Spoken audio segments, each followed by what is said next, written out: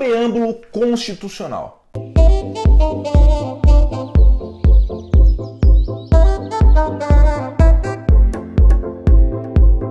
Fala galera, aqui é o professor José Brauna, Direito Reto Método UFC.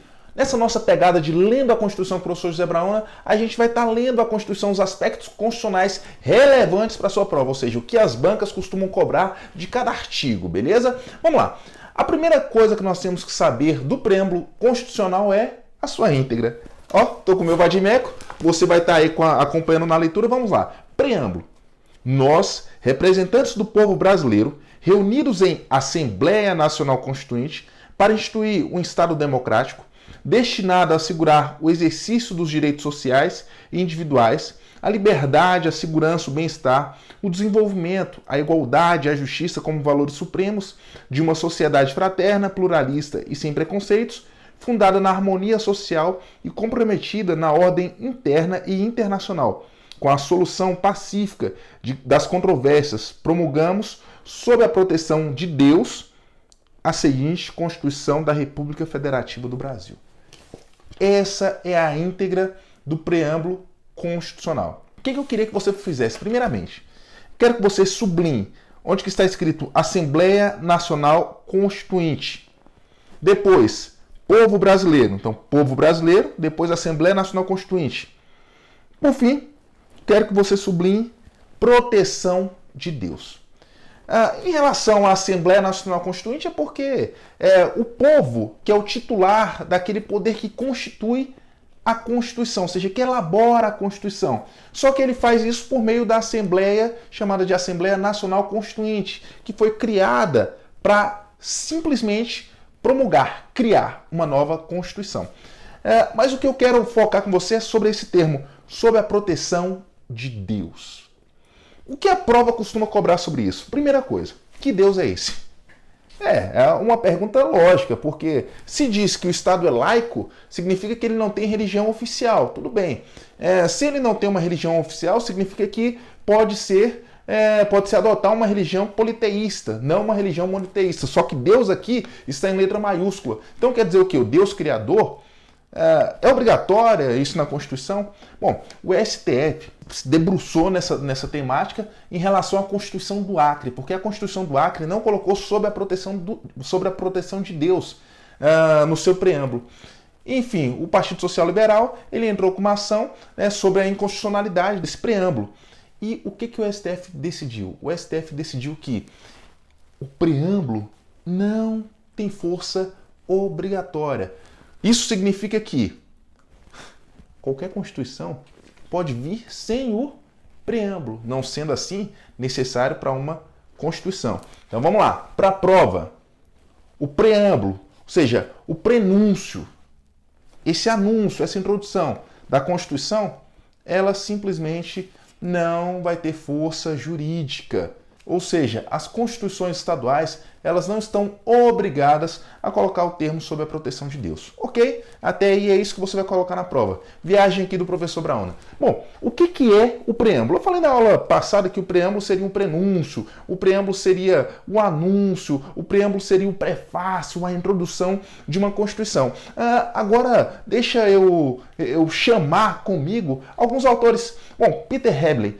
Peter Hebel ele diz o seguinte, alemão, era magistrado na época, o que ele diz? Ele diz o seguinte, olha, não só magistrado, juiz da Suprema Corte de lá, tá? O que ele dizia? Ele dizia o seguinte, que o preâmbulo é apenas uma ponte no tempo, ou seja, de uma passagem ideológica e era carregado, o preâmbulo era carregado de questões ideológicas e cheia de princípios. Não obstante, não era uma ordem jurídica, não era norma jurídica, não era matéria de direito. Significa dizer que só é uma questão política, só é um desabafo do povo, só é uma sensação, um sentimento que se tinha daquela galera, daquela Assembleia Nacional Constituinte na época. Ok? Bom, nós temos alguns outros autores que também falam sobre isso. Um exemplo é o próprio Carl Schmitt. Carl Schmitt, alemão, e ele dizia o seguinte, também alemão, né? Ele dizia o seguinte, ele dizia que a Constituição, o preâmbulo, é cheio de força política. As ideias políticas já estavam no preâmbulo. Justamente por isso, ele dizia que o preâmbulo ele valia como Constituição. Também, lá na França, Georges Bernadotte, ele considerava que o preâmbulo se fazia parte da Constituição. Lembrando, para ele também trazia coisas sobre normas internacionais, sobre normas internas, anunciava a vontade daquela Assembleia, a vontade do Estado naquele momento histórico. Outro doutrinador pesado também que a gente tem é Hans Kelsen, quando ele vai falar sobre a Constituição austríaca. Hans Kelsen, ele dizia o seguinte, ele dizia que, olha, em que pese o preâmbulo tratar sobre assuntos morais, sobre assuntos políticos, sobre assuntos ideológicos, ele não era um assunto jurídico.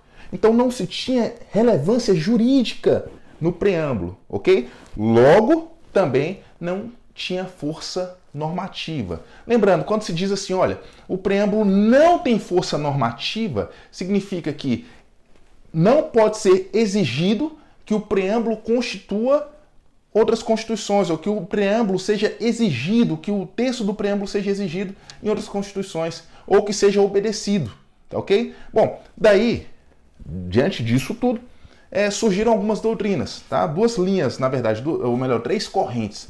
A primeira corrente falava que ela não tem interesse jurídico, não tem relevância jurídica, o preâmbulo não tem relevância jurídica, que é a corrente que o STF se filiou. A segunda corrente dizia que ela tem a mesma relevância jurídica, a mesma eficácia jurídica do texto constitucional, da parte dogmática do artigo 1º até o artigo 250 e até mesmo do ADCT, tá certo? Não é a que prevalece. E uma outra corrente diz que ela tem uma relevância jurídica indireta.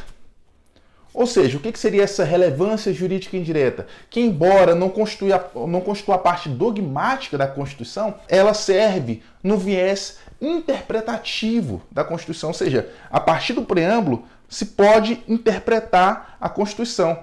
Sendo assim, até mesmo podendo haver declarações de inconstitucionalidade por conta da própria Constituição, do próprio preâmbulo, da parte principiológica do preâmbulo, ok? Então fica aí, professor, o que eu preciso levar para a prova? O que você precisa levar para a prova? Aqui para nós é a decisão do STF. A decisão do STF, deixa eu falar qual foi o julgado aqui para vocês.